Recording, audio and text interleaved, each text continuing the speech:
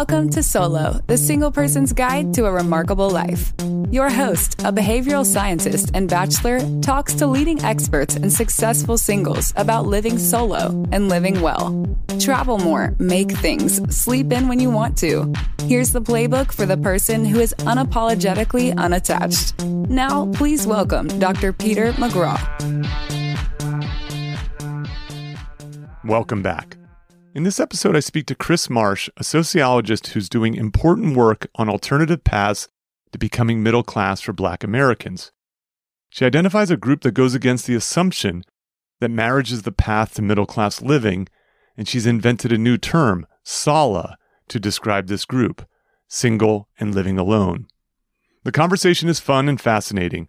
We discuss how TV and film has shed light on this trend before academics discovered it, hence the name the Love Jones Cohort, which is a reference to the 1997 film Love Jones.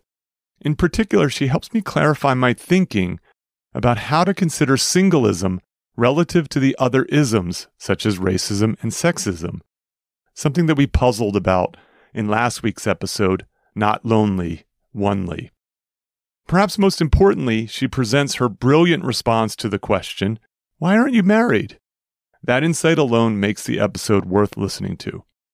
As usual, please tell your solo friends and family about the podcast, the new message board on the SaLA page at petermcgraw.org, and that we have a new sponsor at rapturemask.com.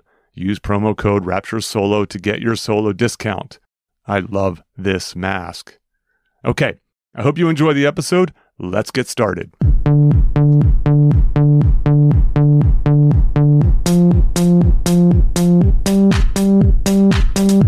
Welcome to SaLA, the single person's guide to a remarkable life. I'm Peter McGraw. Today's guest is Kris Marsh.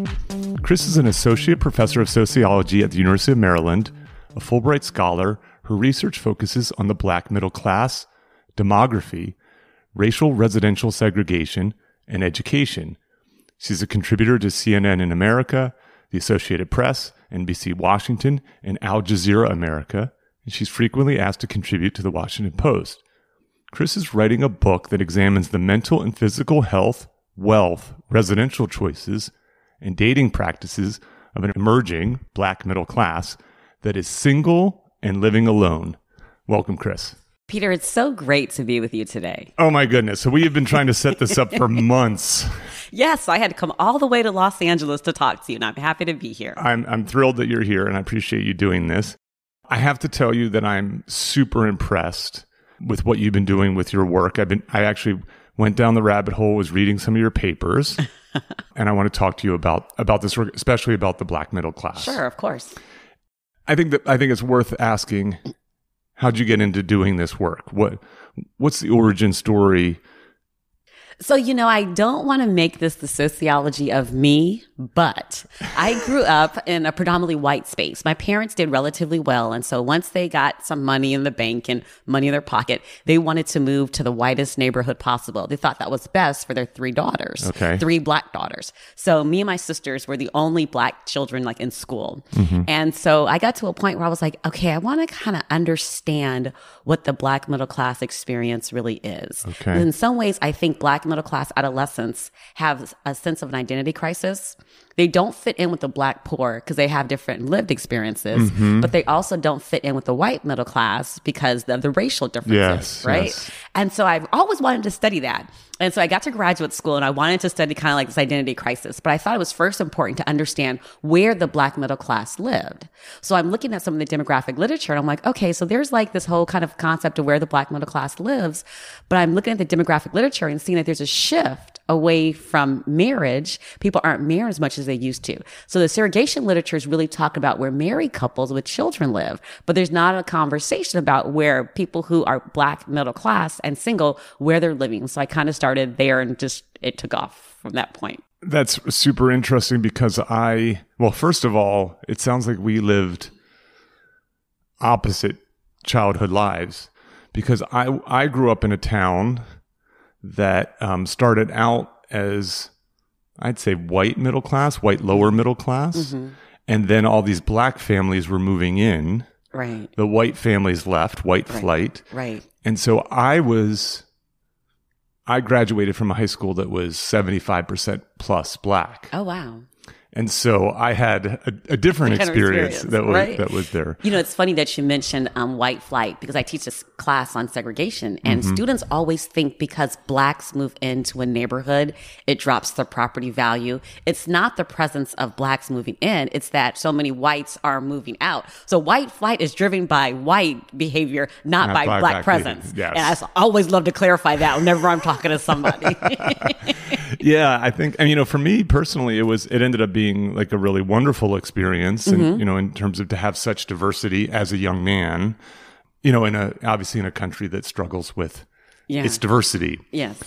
But being one of only, I was like, every day I was questioned about, why is your hair like that? Why is your butt like that? Why do you talk like that? So you become the token, and then you have to represent all of Black America. So it was challenging. Yeah, no one was asking me about my hair or my butt. I will tell you that. Good thing for you. I got it on a daily basis. Yeah, I get it. It would be hard to have to represent. Right. Yes, that's that. Yeah, I wouldn't say our situations were parallel in any way, but I think that there's sort of a fascinating reversal there. You know, as you talk about this, we were just chatting a little bit about my book that came out. I talk about Chris Rock and how he was able to sort of expand his perspective, because he kind of never fit in his Black neighborhood in Brooklyn, and then he got bused to a white school, and he didn't fit in there again. So he didn't fit in the neighborhood because of his perspective and his nerdiness, and he didn't fit in his school because of his Blackness. Right. There's a research project there to be done. I'm like trying to convince my graduate students or someone to do it. But I do believe that Black middle class adolescents, they do kind of have to straddle two worlds. And how does that look? And what does that look like? And the question becomes like, what's authentically Black then, right? Yes. So it's like, if you didn't grow up poor, if you didn't grow up without having with your lights being cut off and having to have sugar sandwiches for dinner, is that the only Black experience? No, there's other Black experiences where you go to Aspen for winter break and go skiing. Yes. But we just have to make sure we understand that Black America is not a monolithic. And just because you go skiing in Aspen doesn't mean that you're any less Black. And just because you have your lights cut off means that you're more Black. Indeed. You know, I came across this, I think it was a Twitter post about a Black medical worker. I don't know if he was a doctor or a nurse, but he got pulled over and he was in his scrubs, and he got treated completely differently than he had in the past. And you know what his solution was? He started wearing his scrubs all the time. Right. Because it just allowed him to move in this world in a completely different way, because he was able to belong to a different category than he would have otherwise. That is so funny, because I had a similar conversation with a friend of mine, and he's a kidney surgeon. Okay. And so his mom was telling him, be sure to always wear like your badge and your white coat home. It'll bring you home safely. Oh my and God. he was like, but you know, I've been pulled over before. And then when I do have on my white coat and my badge that says I'm a surgeon, the officers think like, oh, you think you're better than me. So either way, it could be a lose-lose situation. Like, oh, so you're all hoity-toity because you're a surgeon. Well, let me show you who has power, because it is a power dynamic. And in that case, the officer has all the power. Yes, that's funny. Well, that was pre-COVID, I guess. Right. Yeah, that's yeah. Well, I think these examples are illustrative of the challenges of this group. So, what I'm impressed by your work is I teach my graduate students about what makes a good paper. And I talk about positioning an academic paper as you are creating a unique solution to an important problem.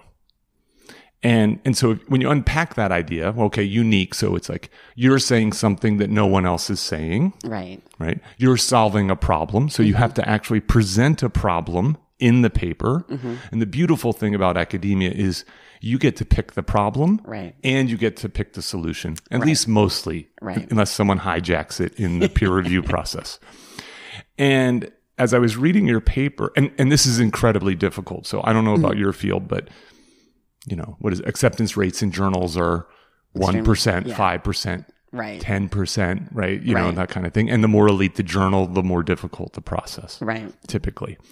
So, I think what you have done with your work is you've found an important problem and you have a unique solution. And so I'm going to try to say it, and then you tell me if I have an understanding. Okay. Is that deal. okay? All right, good. Yes. I'm sure you'll tell me if I get it wrong. You can give me a grade. So before your work, the sociological literature focus on the Black middle class looked at married couples, families with children. Yes. Okay. And that makes an assumption, that work implicitly or explicitly makes an assumption that having a dual income and being married is being middle class. Right. And then it also assumes that marriage leads to becoming middle class. But as you point out, if two poor people get married, that doesn't make them middle class. That does not make them middle class. And so you suggested a lot of things, but one of them is, well, maybe middle class may lead you to getting married. Like the causal arrow may head in the other direction. And then you have dove very deeply into a different path to the middle class. Right. And what is that? Right.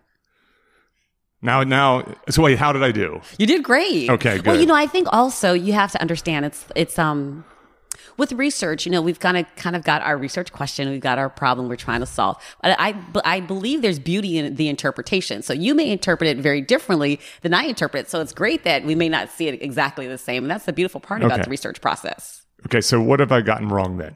So you haven't got anything wrong per se with air quotes. It's just that what happened, a lot of the scholars that were talking about the Black middle class, it wasn't so forward where they were saying that you have to be married with children. It was kind of like a subtle assumption. I see. And so I picked up on that subtle assumption and I ran with it. Okay. Some of the earlier work said to be middle class, you have to have both mother and father working outside of the household. So that assumes if you have to have both mother and father working outside the household, you have to be married. And so from there, I kind of started to really open up that conversation and say, hey, wait a minute.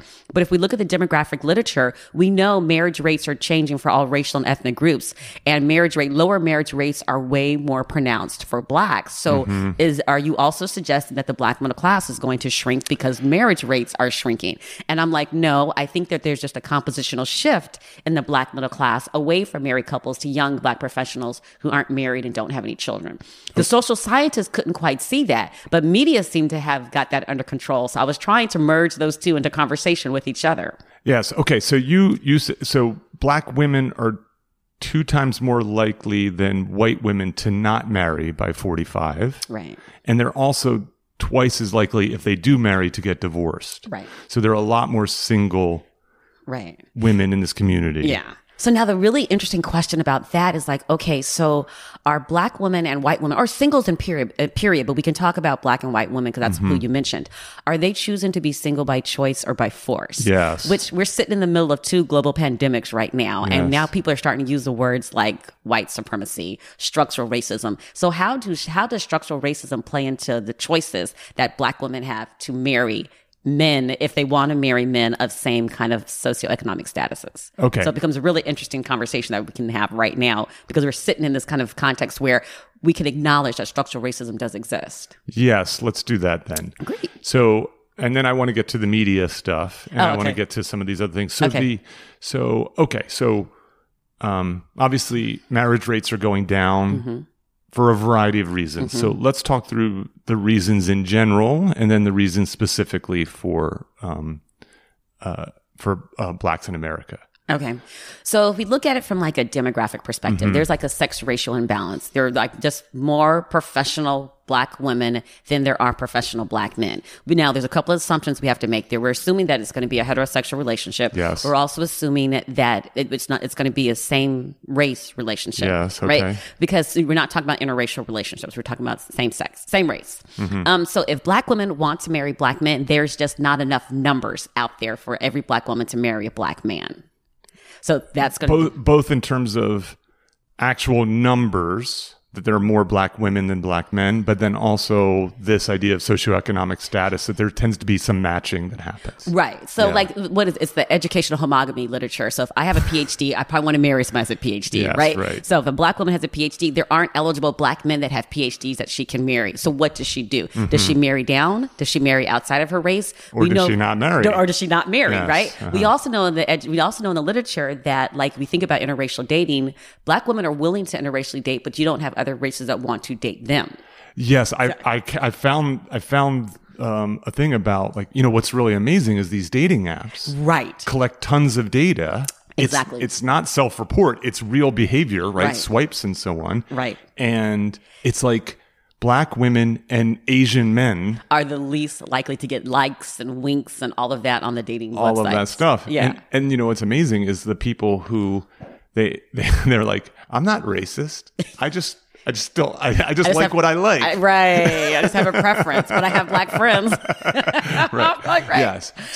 But my mentor, who's an economist, he always said, if we want to really solve this problem, Asian men and black women should get married if they want to get married. That's hilarious. Like, right? Because, like you said, they're the least likely to be approached in the dating websites. Yes. So I was saying, hold on. We should launch.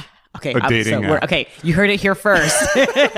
No one can take the idea because we're getting ready to take it and run with it. So here's the thing. So black women have to decide if they want to marry up, they want to marry down, they want to interracially date, or do they want to remain single? Yes. But the question is about this singlehood is like, how are people perceiving this singlehood? Yes. Well, that's why I have a podcast called SaLA, The Single Person's Guide to a Remarkable Life. Right. Because if people were thinking that naturally, I wouldn't need to have a podcast. Right. So it's like you have the PhD, you're making $250,000, you've got property all across the country, but when you meet somebody, they're like, well, why aren't you married? Mm-hmm. So it's discounted everything else that you've done. It normalizes marriage. And so I'm hoping that my work can say, hey, listen, you can be single, you can live alone, you can live a very fulfilled life, and you can still be very middle class. Mm-hmm. But people are still kind of stuck in this kind of like heteronormative understanding of how people should be. Husband, wife, 2.5 kids, and a black picket fence. I'm like, no, I've got to push back against this because the demographic literatures tell me that there's a subset of black America who are just not going to get married. Yes. If they want to marry somebody on their same level, they're just not going to get married. And we have to kind of push the conversation, especially right now in COVID. I've talked to a lot of people and they're saying like, it's so much better to be alone than to wish that I was alone. Mm-hmm. Why are people actually getting married? I want to have that kind of conversation. You're getting married for what purpose? Mm-hmm. Because it's a social pressure, or it's because it's what you want to do? Yes. I actually, I've been sort of working through a lot of ideas. I've been doing a lot of writing. I think that, there's a lot of, and I want to talk to you about singlism as an ism. Yeah. But, and we can point to the problems that it causes. My feeling about the problems that it causes, aside from, there's housing stuff, there's money stuff, there's employment stuff, and so on. I think that the worst part of the stigma against single people is that it inhibits them from living their best life. Right. That is, that they don't walk the path that is best for them. They walk the path that the world says they should be walking. Right. And I think that's an incredibly lost opportunity. Right. Okay. So, and how does this within the black community fit into a greater demographic shift that we're seeing in America, across the world, of more singles and more singles living alone? Right. Because I think once we have the race conversation, that's when we really have to tease out whether or not it's by choice or it's by force.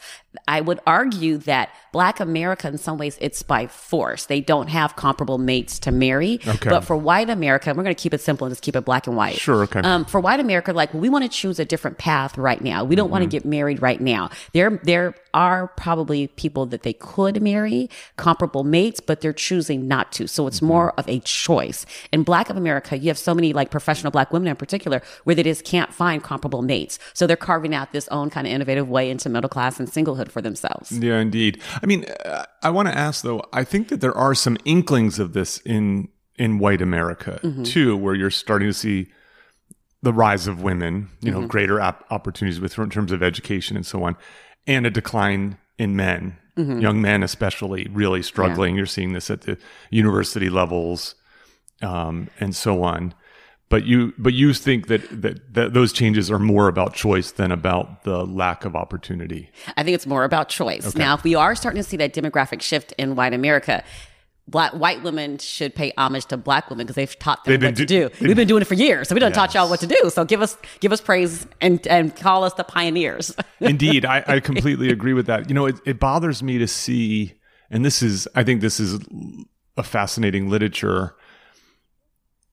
I read a lot. I've started reading a lot of books about single living. There's not that many of them. Right. But the lion's share of the ones that exist are ones of like, yeah, I know that being single sucks and you really want to be married. Here's how you cope with it and here's how you get a man. Right. Because they're almost all written for women. Right. Right. And there are these sort of messages is like, he's good enough. Right. If I find the book, I'll put it in the exhibits. But there's like a book basically is like, just do it. Right. Just get it done. You're not going to find.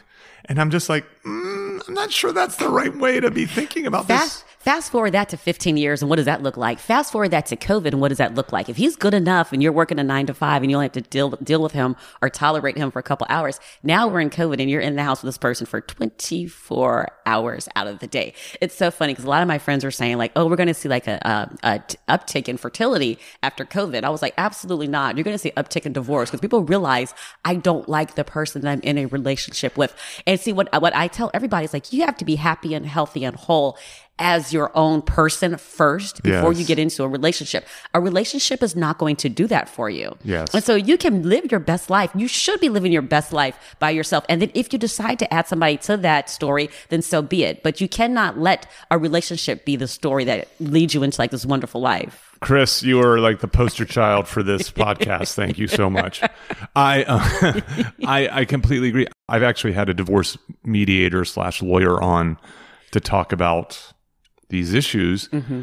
I've had a couple friends who their partner has dropped the D-bomb on them during the pandemic. Right. And you're just like, okay. Right. Which is unfortunate. But again, you have to kind of question, why exactly did you get married in the first place? Mm-hmm. No, I think that's right. Is it just to check that box? Yeah. I think that's right. And I hope the research kind of pushes back against that narrative. I do too. Look, and I think that this is I think we have to give people an alternative narrative. Mm-hmm. Because if you go looking for the narrative, what you end up finding are people who are kind of like a little sad and whiny and resigned to their imperfect single life. Right. Or how can I problem solve my way out of this? Right. Oh, but you know what? I want to get back to a point that you made earlier. I think the onus is kind of on us as scholars because, we can write stuff about, look at the sucky single life. Right. And there's stuff that's been out there about the sucky single life. But if we're really starting to kind of push that conversation in a different direction and talk about the positiveness of the single life and what are some of the advantages of it and what are some of the innovative things that you can do, we now start to give people a hope and understanding and a narrative to wrap their minds around. But there's not a lot of work that's done out there because it's a value judgment. Everything is value judgment placed on married with children. Well, Kris, we are doing it right here. Yes, right here, right now. And so what I like about your work is it suggests an alternative path. Right. And one that I think is actually really reasonable and rational, mm-hmm. and one that you don't have to be resigned. Right. Because I think that there are great opportunities walking that different path. I don't know how much so when I say like I grew up with a single mom, mm-hmm. a fairly absent father, and I say we were food stamps poor, we weren't welfare poor. Okay. Right. So to put it in perspective, kind of thing. And I wonder how much, and I had to like really work hard to survive mm-hmm. until I got to a certain age where I could sort of switch from survive to thrive, mm-hmm. And I wonder how much that has also contributed to my solo living, mm-hmm. where like, okay, I'm lean, I'm agile, it's just me. I can make my way on my own. I can eat ramen. I can make this work. And then while a lot of people think about, well, if you partner up, you make a team, you're better off. You're just like, well, that's a pretty risky team to put all your eggs in that one basket. Absolutely. And a divorce can wipe out everything that you have and so on. And I don't know how much it has influenced me in terms of sort of playing it safe as a single mm-hmm. in my life. I think there are other much more predictive reasons for why I've ended up solo. But nonetheless, when you think about it, it's actually, I don't think that's an unreasonable way for someone to think, which is, I've worked so hard to get where I am. You know, do I want a 1/3 probability that I'm worse off? Right. I don't know. Right. But you bring up some really good points. Okay. And one of the things that people have said, we know in the literature, they talk about singles being like selfish and narcissistic and they don't want to like partner up. I was like, but we also know that we like extend ourselves to our extended family, our time to our extended family. We give more than married folks. Yes. And so it's like, you can't say that we're narcissistic and selfish. Oh, this is the most infuriating stereotype of single people. Right. For the reasons that you say. So the data, I mean, I was surprised by the data, to be honest, because I've been inculcated in this world. So, right, so I actually did a podcast with a comedian, Leanne Lord, who has a podcast called People with Parents that's focused on caregiving your parents. Yes. And the literature is very clear. This solos pick up the lion's share, disproportionate amount of caregiving to parents. Right. They donate more. They volunteer more. Yep. They are more connected to friends and their community. Yep. And so the idea that they're selfish is crazy. Right. Plus, is there anything more than selfish than like creating miniature versions of yourself? Like, I mean, my thing is this: it's not that married people are selfish or single people are selfish. Is that people act in their self-interest generally. Right. And self-interest, though, is this broad concept. Right. Where being a good friend is a self-interested act. Right. You know, and giving to your community is a self-interested act because you're part of the community. Right. So I think it's completely spurious to say that. Yeah. Absolutely. Okay, so I wanted to have you on here because I like this idea of an alternative path to thriving. You know, have identified a group of people who are thriving in this unconventional way. Yes. And so the name of your book, I want to call it forthcoming. You say writing, but potato, hopefully. Yes, is called The Love Jones Cohort: Single and Living Alone in the Black Middle Class. Yes. Okay. So for people who don't understand the reference to the Love Jones Cohort, where did that come from? Okay. So there was so if you look like in media, small screen, big screen, you see like 2-parent households with like the quintessential 2-parent household. The Cosby Show. Exactly. That was the perfect example. You have a lawyer and a doctor and 4 children. Yes. Right. And so we can't even really say Cosby now. But anyway, okay. So well, it shows you what a farce that is. Right. So then you started to see where they were starting to move. Media was starting to move away from these 2-parent households to these young Black professionals who weren't married, don't have any children, and were kind of thinking about their careers and lives and navigating the world. Can I ask a clarifying question here? You're talking sort of 80s, 90s? Because you know, I remember sort of Black TV. I remember Sanford and Son and the Jeffersons. Right. As some of the early kind of and like Good Times. So, Good Times, right? Yes. So you had a lot of shows where there was like Black poverty and Black struggle, right. And then we started to get kind of like these middle class households. Okay. We got the Cosbys, who by definition I guess would be considered upper class. Middle class, yeah. You know, in my research, either you're middle class or you're not. Either you made it or you didn't. I don't parse out lower middle class, middle class, and upper middle class. I think that's actually a fair thing to do, given the research on the value of income. Is that it's a nonlinear effect. Once you get past some threshold, it's nice, but it's not crucial. Right. Okay. Right. Yeah. Some of the sociologists, they definitely parse out, and we have to have this kind of constant conversation back and forth. So you saw like Black poverty, Black struggle. Then you started to see a pivot, and you started to see like middle class or elite Black families. But again, it was always Black families, a husband, a wife. Then the Love Jones Cohort, I think it was the late 90s. The Love Jones. It was a movie. Okay. And it was like Black 1997. 1997. I looked it up. Okay, yes. Good. Thank you. Yeah. So you start to see like this new kind of character emerge where marriage isn't necessarily as salient as it was in some of these other movies. So what I tried to do with the book is I try to use a classic demographic term because I am a demographer, and I try to use a media reference. So that's how I came up with the Love Jones Cohort. Okay, so what is the premise of Love Jones? That's the movie, Love Jones. Yes. What's the premise of the movie? So it's young Black professionals trying to navigate life. Okay. Yeah. That's kind of what they're trying to do. Yes, I see. Okay. Yeah. And is it a romantic film? Like, is it? I think it is a rom-com by definition, which I don't watch any of those. Got it. At all, ever, because that's not reality, and I just don't watch rom-coms. My sister loves them, but I will never watch them. Yeah, they're pretty brutal. I get it. I wanted to know because I have yet to watch it. I'm going to watch it. Oh, great. But I remember watching, like, I think about 90s. There's a movie called Singles from the early 90s, but it's set in Seattle. So it's sort of a 90210 style, like a bunch of people, a group of friends, and dating, and it's built around the kind of grunge kind of thing. I haven't seen that, so that's on my list now. Yeah, I forget. One of the Dylan brothers is in it. There's Bridget Fonda's in it. There's a bunch of things, but it's a great soundtrack. That's why I rediscovered the soundtrack on Spotify recently. Any case. Mm-hmm. So basically the media was picking this up. There's also another film called The Brothers that you talk about. Yes. 2001. Yeah. About a group of Black brothers and their trials and tribulations navigating life. I think we grew up in Inglewood, I think. California, I think. I forgot now.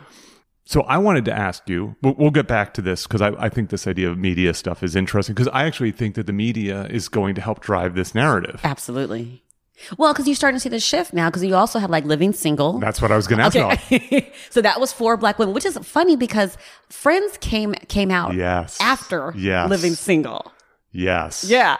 On a side note, and because I just absolutely love Aretha Franklin, which has absolutely nothing to do with singlehood, but you said we're just going to have a casual conversation. So, of course, I got to find a way to drop Aretha Franklin in there.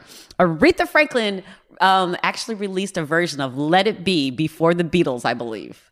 It's a fascinating version. I'm going to find it on YouTube and put it in the exhibit. And please cite me if I'm right that it's before the Beatles released theirs, and if I'm wrong, because it's either right before or right after the Beatles. But she does a wonderful version, and it just drips with soul. Well, I like the Beatles version of Let It Be too, but Aretha Franklin's is so incredibly amazing. And I do believe that she released hers before the Beatles. Well, so this Living Single thing has come up because they're talking about rebooting it. I don't know if you heard this. Yes. So Living Single is basically, it preceded Friends. Friends. And it was well reviewed and, I think, but then I actually did some research on this.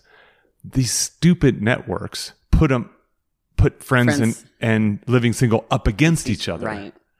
Right. I mean, I don't want to say stupid network because they're competing, but I'm just like, why could you not? Like, knowing that it might actually appeal not racially, but psychographically, right? Not demographically, but rather psychographically. That is that there are a group of people who are focused on their single life. Right. Why not give them more offerings rather than make them choose? Right. And, one of the things I grappled with while I was writing the book is whether or not I wanted to talk about people that are single and living alone as solo, because you have that book by Eric Kleinenberg. Yeah, Going Solo, yeah. Yeah, and so but when I wrote my piece, I called them SaLA, single and living alone. Yes. And so I did not want to change it to solo, because I thought solo didn't take into account race. And I decided to call them SaLAs because SaLAs do take into account race. And as I said before, I feel like in a lot of ways, Black America has taught singles how to be single. And so I wanted to make sure and make that distinction. I don't want to parse out and make too many distinctions within the group, but I do understand that there is a unique distinction that needs to be made along racial lines and who's been doing this for the longest time. And it's important that we have that conversation. Similar to Living Single. Yes. We had 4 Black women who were kind of like tracking their lives. I was like, but then Friends comes along and they can't compete. But I was like, the reality is Living Single came first. They were first. Yes, that's right. Yeah. So I wanted to talk about this because obviously I chose solo as the topic as the name of this podcast. I looked hard. I thought hard. I continue to think hard about the right language to use. I think naming things matters. Yes. I think if you name something well, you can win the game. Yes. And I think that's in academia. And I think that's in life in general. And so this idea of SaLA, single and living alone, which is part of your subtitle, was inspired in part by other acronyms. Yes. What were those acronyms? So SoLA was one of them. Okay. And then we had like DINKS. It was like DINKS. dual income. No kids, yes. Yes. And Dukes. I had never heard this one before. Well, so that was one of the criticisms I got. And then when I first wrote that piece in Social Forces, they were like, well, why aren't you using some of these acronyms? And why? I was like, because I'm carving out a whole new demographic group and I've made my own acronym. Yes. Is there a problem? So Dukes are dual earners with kids. Yes. Yes. Okay, so I want to ask about this. So you see SaLA as the Black version of Solo?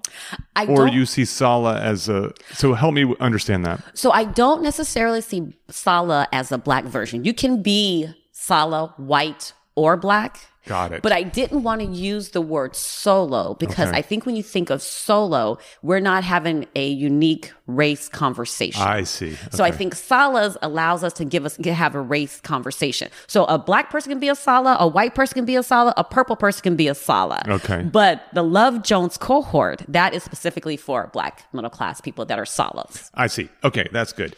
So let's talk then about this. Oh, wait. Before we do this, so basically what I'm doing right now, this is for the listeners not paying close attention, is I'm deconstructing Kris's title of her book, which is The Love Jones Cohort. We just covered that.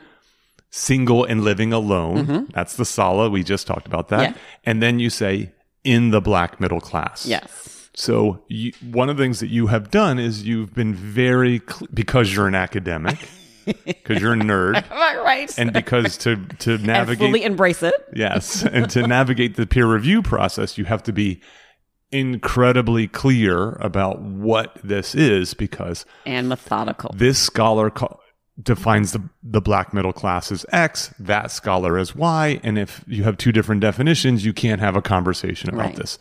Right. So you have 4 criteria. Yes. All must be met. Yes. In order to qualify. Yes.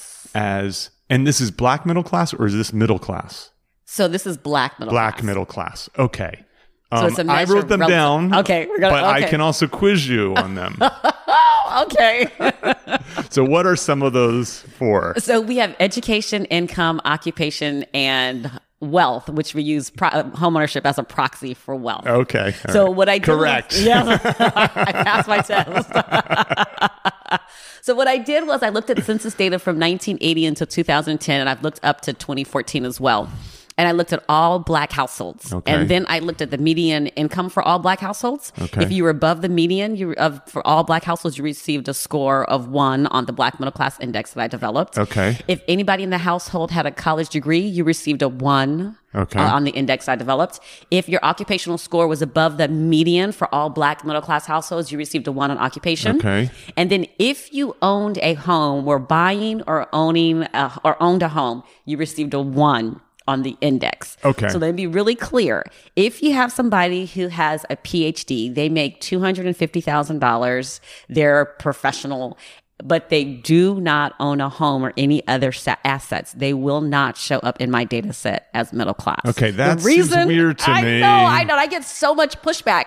I was at a conference one day and this lady came up to me. I mean, she was irate. She was like, I wrote 5 books and blah, blah, blah, blah. And I was like, okay, I'm a demographer. I'm trying to show that this demographic group exists and it's growing and what the trends are. I'm looking across time. I was like, I had to have some very strict measures. I do think that if I would have relaxed my standards some on the wealth measure, I mean, it would have been a much bigger group. Yes. But part of the research talks about the fragility of the Black middle class, and they're 1 or 2 paychecks away from poverty because they don't have any assets. Yes. So I wanted to argue this was like a solid group within the Black middle class. So I had to do homeownership. I'm not putting a value judgment on homeownership. Understand that. I'm clearly saying that they have assets. So when COVID hits, they could draw their assets to move forward if they need to. Kris, I could tell by what you're saying. You've been beat up about this. Absolutely. You have been beat up about it. You had me at, it's a more conservative test of Black middle class. Yeah. So I get it. But, to me, let's just dive into this, not as a critique, because I buy your rationale, which is like, I need to measure something and I can't tell how much money they have in their brokerage account. Right. And buying a home or, a condo or something correlates with this because it's America. Right. Because we've been taught brainwashed that you need to get married and have the white picket fence. I think, of course, the challenge is that solos, are more mobile and they have more options. Right. And, you know, they don't have to have the security of a home because they don't have children oftentimes. And so I had I had my financial planner, Money Amy, on, and we were talking about financial freedom for single people. And what's interesting is the sort of check boxes in the path is almost exactly the same. But when the house thing comes up, her argument was, don't buy a place unless you know you're going to be in it for 5 years. And if you're super mobile, as solos can be more so, it's hard to be like, I'm going to be here for 5 years. Right. And like, so, yeah, exactly. 5 years. Come on now. Who knows? Yes, that's right. But two points to that. Okay. One is that people often say, like, who do you want to read your book? Who's your audience? I was like, everybody. Yes.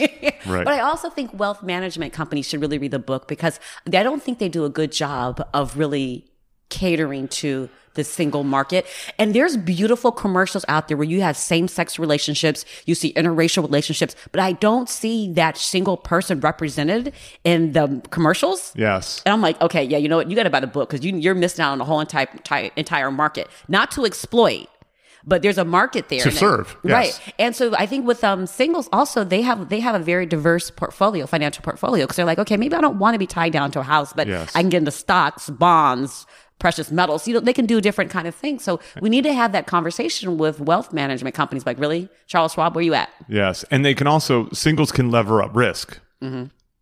Because they have a lower burn rate. They don't have to worry about paying college tuition in 10 years. Right. And so they can have longer timelines in terms of investing. Yeah. If I want to eat popcorn for dinner because I'm in a bad investment, I can eat popcorn for dinner until it turns around. Yes. So actually, I have a book sitting right here that says Essential Retirement Planning for Solo Agers. Right. And so this is just a preview for the listeners, just to keep you folks listening. I'm going to do a follow-up to solo caregiving about solo aging. How do you prepare to age as a single person? Right. Which, by the way, married people should be listening to too, because there's a good chance that you're going to end up as a solo ager, even though you're married, 50-50, like, higher if you're a woman. Right. But that's kind of like, that's the whole premise of like Elia Kim's book, Happy Singlehood. Yes, that's like, right. as you age, if you're single, you already kind of like have that network in place. So you kind of get it. But older people are returning back to singlehood, so they don't know how to navigate like aging. Indeed. Yeah. And then I'm doing a series about selling to singles. And because singles have different needs and desires and lifestyle and values, they have other opportunities. And so the wealth management stuff is in there, which I completely agree with you as a result of that. Yeah, the commercials have come a long way, but they have a long way to go. Yeah, and I think some of it is just like, you know, I don't want to dive too deeply in this because we're going to digress a little bit, but I've always talked to my students, especially my finance-focused students in my marketing class, about why don't you have more demographically and psychographically relevant investment vehicles? You know, so why wouldn't you have a special type of mutual fund for people like you and me who are tenured professors and have job security? Absolutely. Right? So, Absolutely. you know, and Absolutely.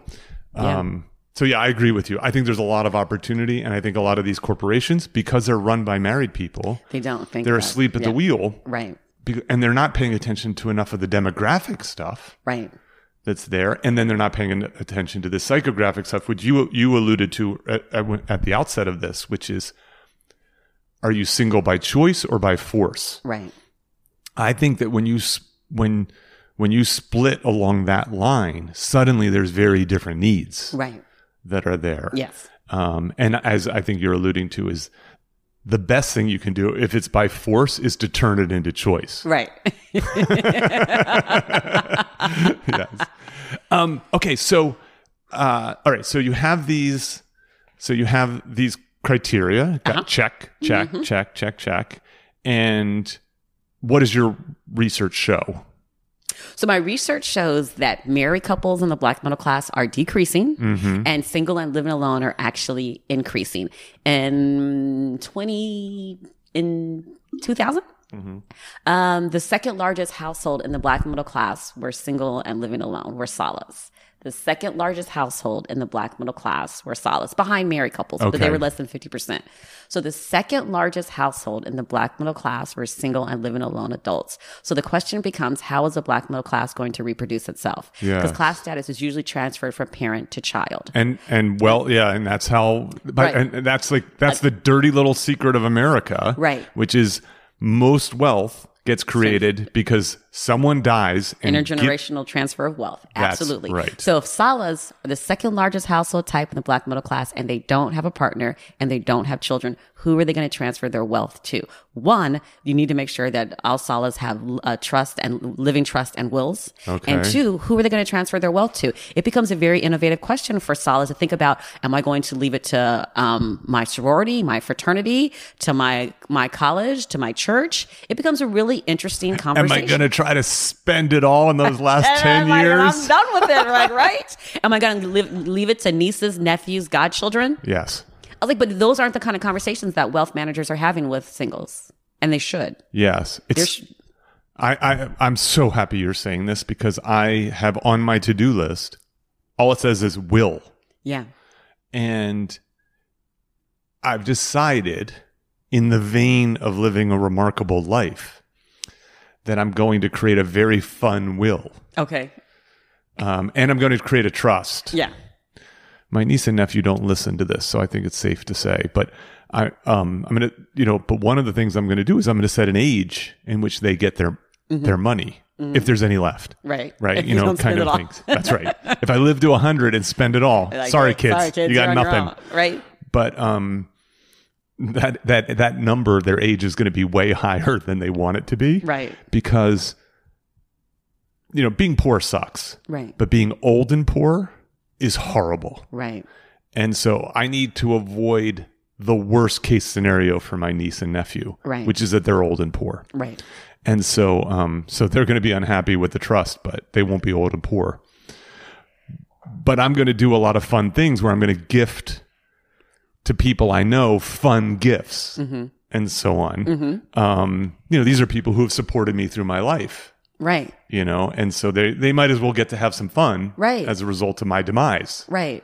And see, it depends on how you want to approach it. You can approach it from a very optimistic or pessimistic perspective to say, hey, listen, I'm putting a living trust together. I don't have a partner. I don't have children. I'm going to do some fun and innovative things with my money, or like, oh gosh, woe is me. I don't have a partner. Who am I going to give all my stuff to? Yes. And so as academics, I'm like, I would love to have like some scholarships in place for young Black girls coming behind me that want to be demographers. I'm like, there's no reason why I can't. I don't have any nieces or nephews. I have some godchildren and they'll get some, but they're going to be okay. Like you said, poverty sucks. And so it would be really, really great to have some scholarships in place. I think that's great. And singles have the ability to kind of have people think differently about bequeathing assets to the next generation. It doesn't have to be to your nuclear family, as some would call it. Yes. Your traditional, air quotes, family. You can extend that conversation. My students in some ways are my family. So I'm going to make sure that I leave something for them. Yes, that's right. Or like the Urban Tribe as what is it, Waters? He wrote a book called Urban Tribe. Oh, I'm not familiar. Oh, what's his first name? His last name was Waters. Please don't ask me his first name. I'll put it in the exhibits. I'll find it. Okay, yeah. And so he talks about how people kind of like, I think the book takes place in New York, and talks about how like young people are like building these urban tribes to kind of navigate singlehood. Oh, yeah. I have to read that. Oh okay. gosh, I have to find the reference now. That's going to be an interesting. I mean, what really is happening?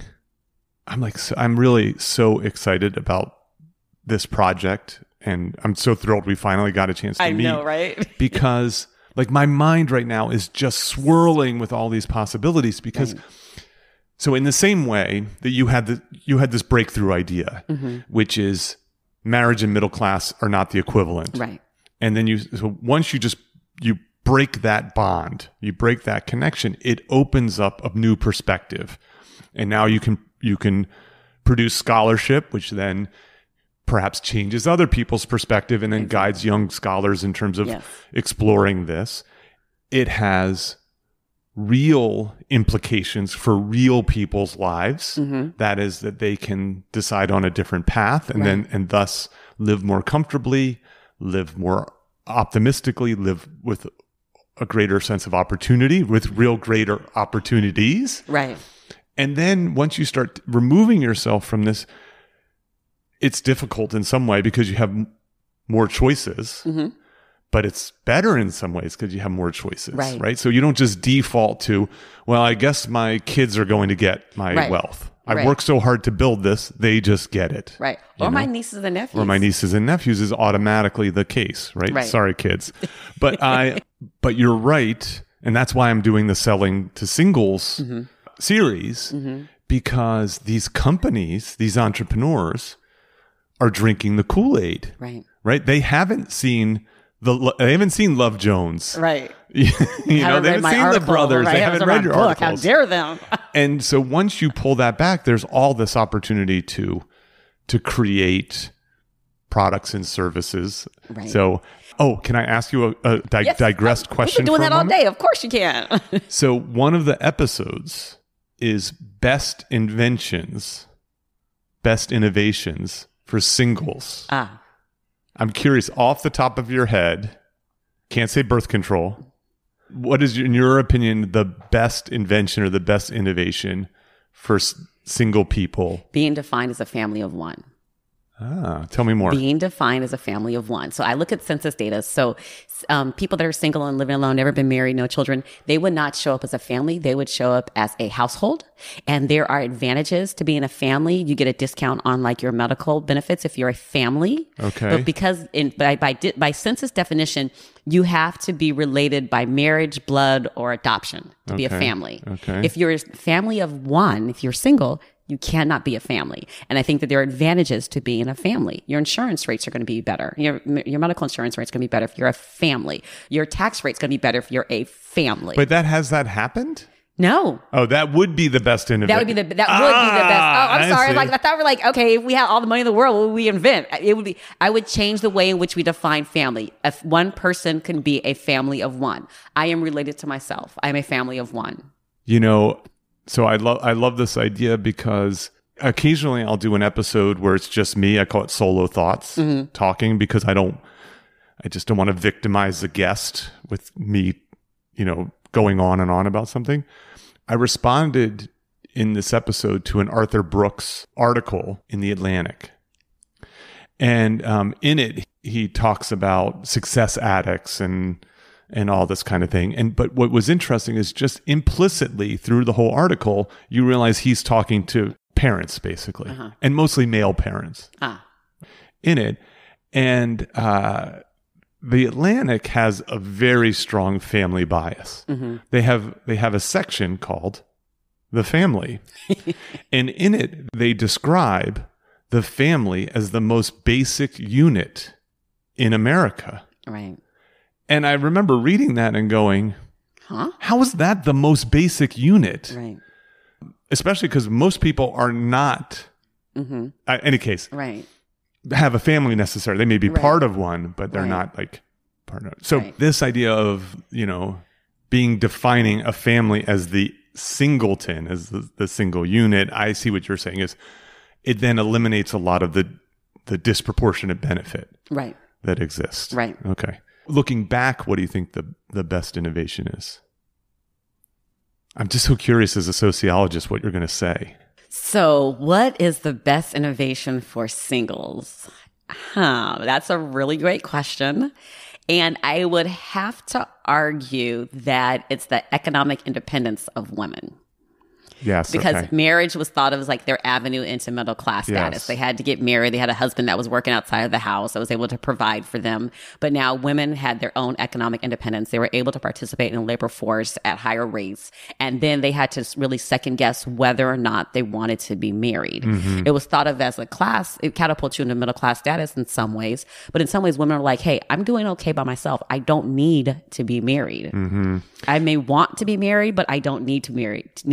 There's a big difference between a want and a need, which gets back to the earlier conversation we were having that people are like are getting married because they think they need to get married, but they don't want to get married. So fast forward 15 years and now you're in COVID and you realize you don't like the person that you don't like the person that you're in a relationship with, and you would have been much happier as a single person, but you fell into these social pressures and are married, but you really did not need it, Yes. nor did you want it.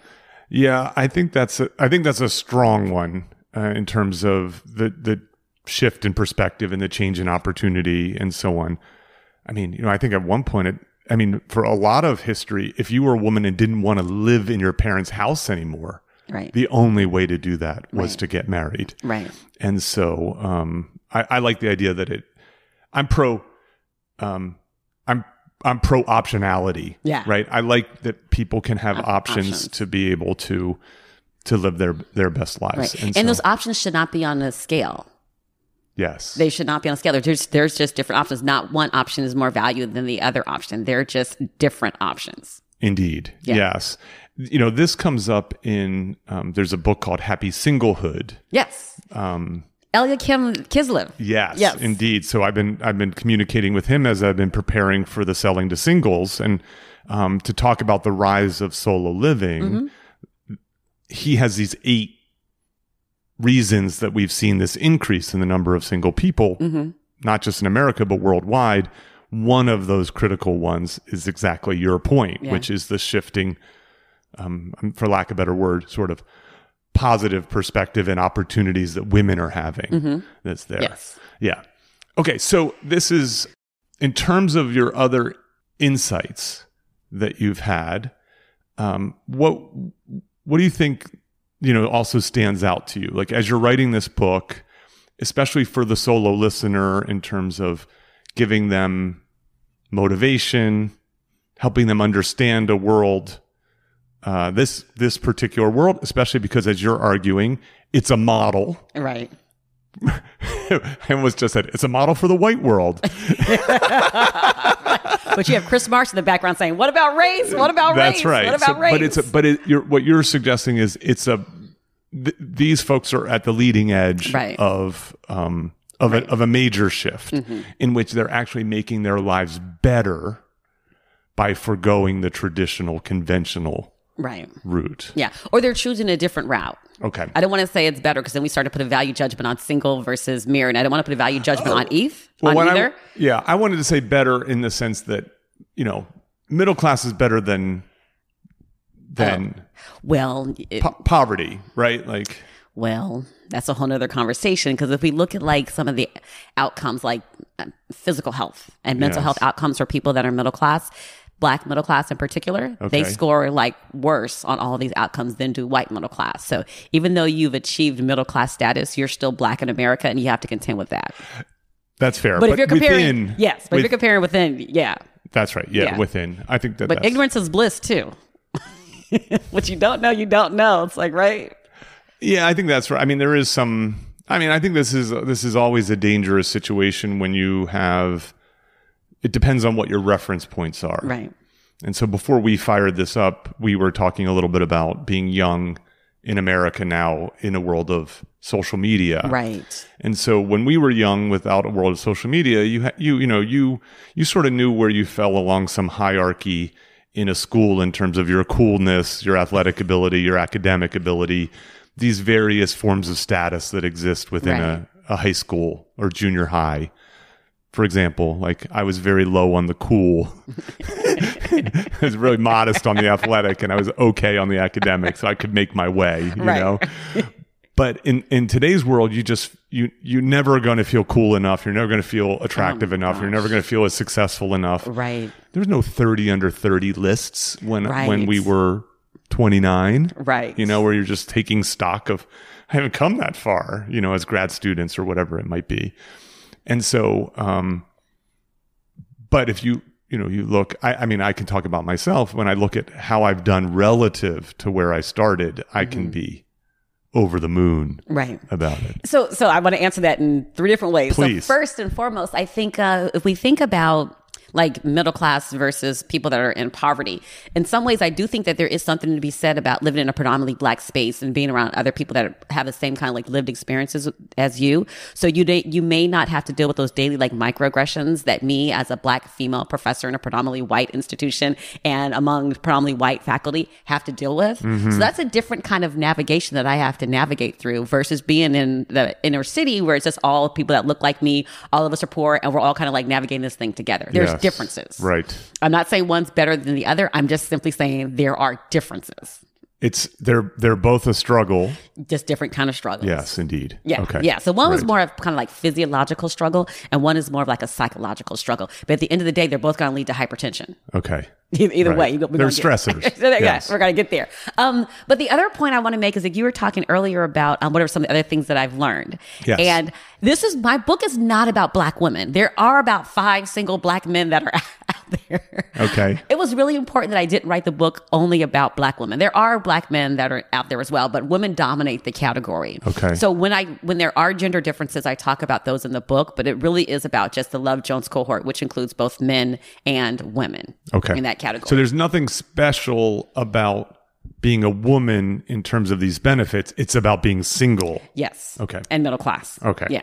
Yeah. Absolutely. But there are gender differences that do come up, and I talk about that. Okay.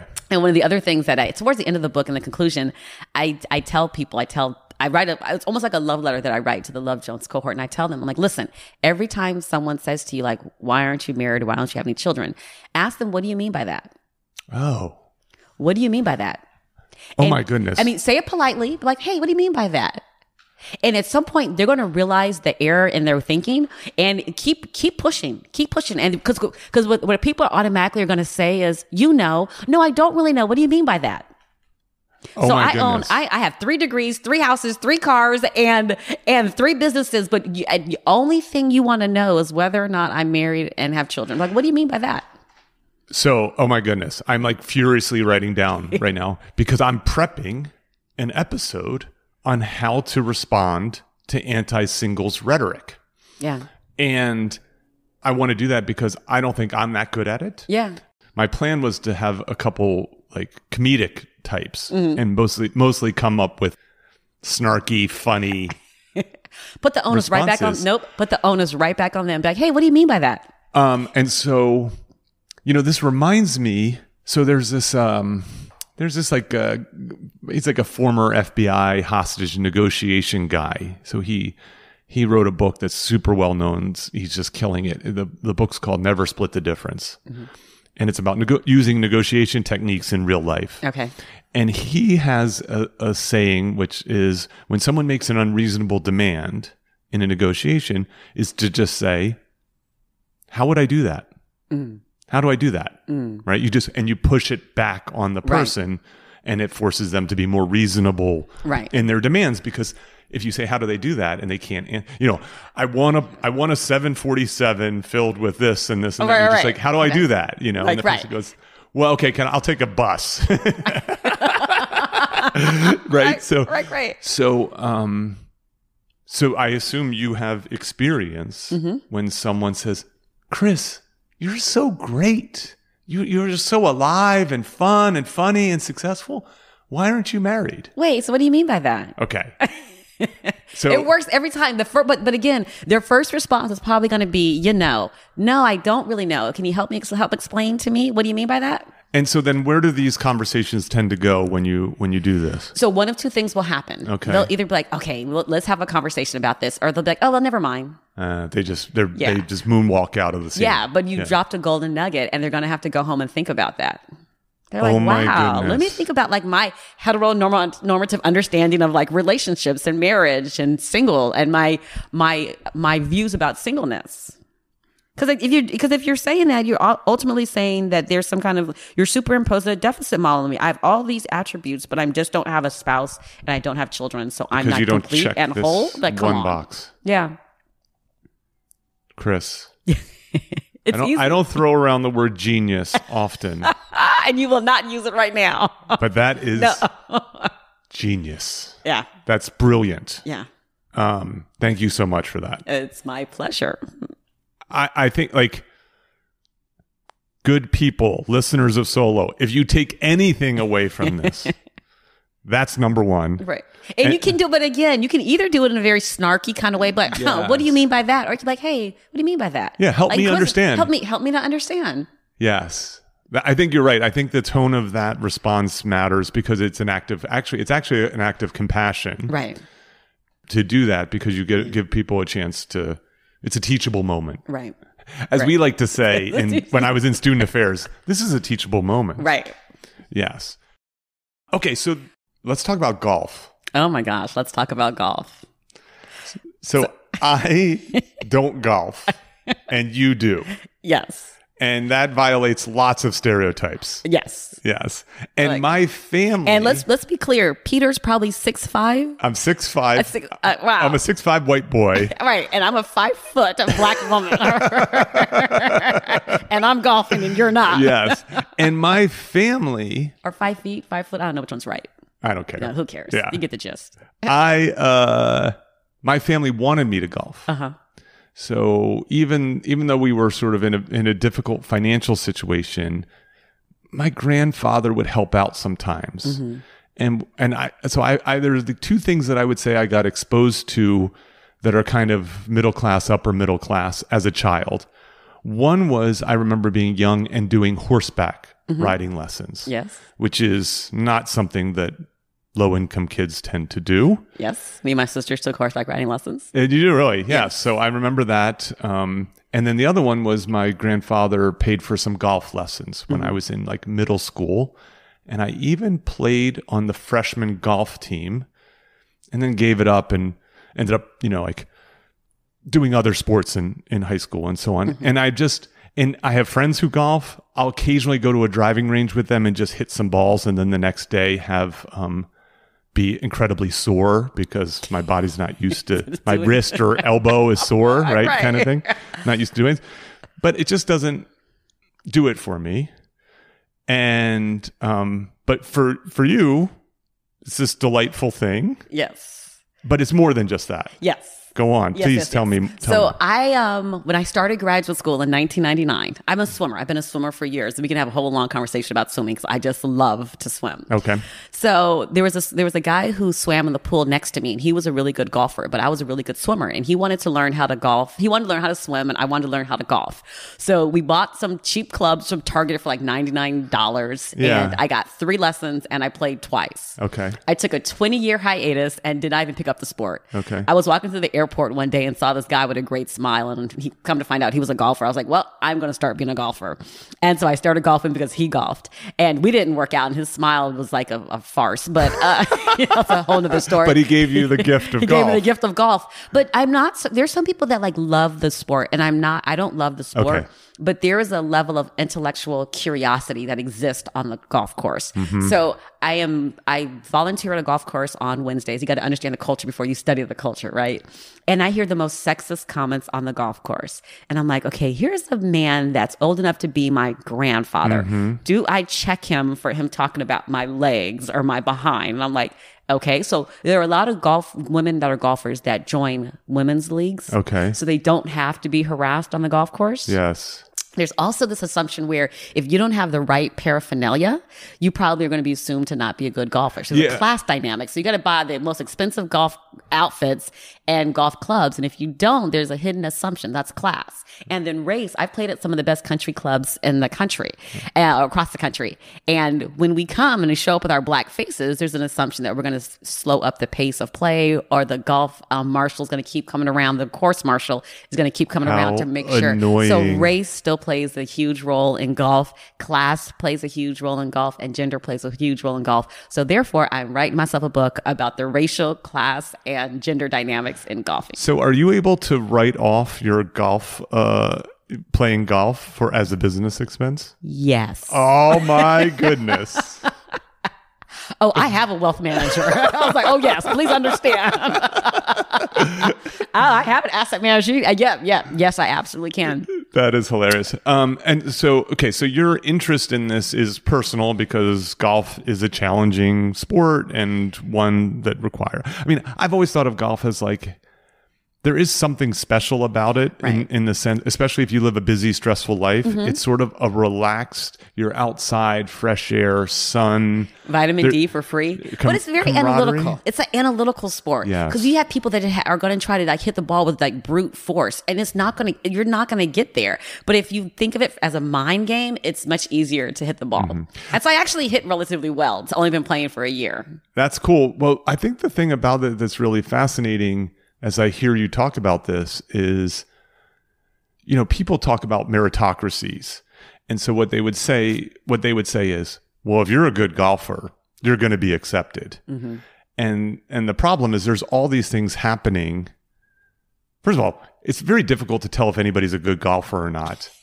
Like, right. Right? So they use all these other cues. Right. Right? Like Right. how good your clubs are and how good your outfit is and what club you're golfing Right. at and so on and so Right. forth. There's all these social markers. Yeah. Whether you're a male or a female, Yep. whether you're old or young, or whether you're all these kinds of things. So it's so funny because when I started last year, I played last season. I started taking lessons June 4th last year. Okay. I took 6 more lessons. So I kind of know what I'm doing. Sure. But I wore the same outfit. I had one outfit because I kept saying it's not about my swag. It's about my swing. Yes. Because there is a class dynamic to it. I hope you put that in your book. I'm like, right? It's not about my swag. It's about my swing. This year, I have 2 outfits. Okay. Now, they are Lululemon, so you know I spent a whole bunch of money on my Lululemon outfits, but I have 2 outfits. But I think that what happens is that if you don't have those social markers, you just kind of like are hesitant to even come and play golf because you think that you're not going to fit in. Yes. And golf is already excluded Black Yes. folks. Yes. And we're going to exclude poor folks. Now we're going to continue to exclude women. No. You know, I'm going to venture a guess. I feel like skiing has this same element to it. Mm-hmm. A premium on your sticks, Yep. you know, on your skis, on your outfit, the mountain you're on. Exactly. And so on. Where I think like you're on the chairlift with someone and they're looking down at your skis and Exactly. judging you and so on. Golf is the exact same way. I could see and there's that. certain assumptions that are just inherent when you see certain people looking certain kind of ways, carrying certain kind of clubs and certain kind of outfits. Yes, that's right. And obviously having certain skin colors. Yeah. Yeah, that's right. Yeah. Okay, the last thing I want to talk to you about is this idea of singlism. Mm-hmm. And I'm eager to talk to a sociologist about this idea.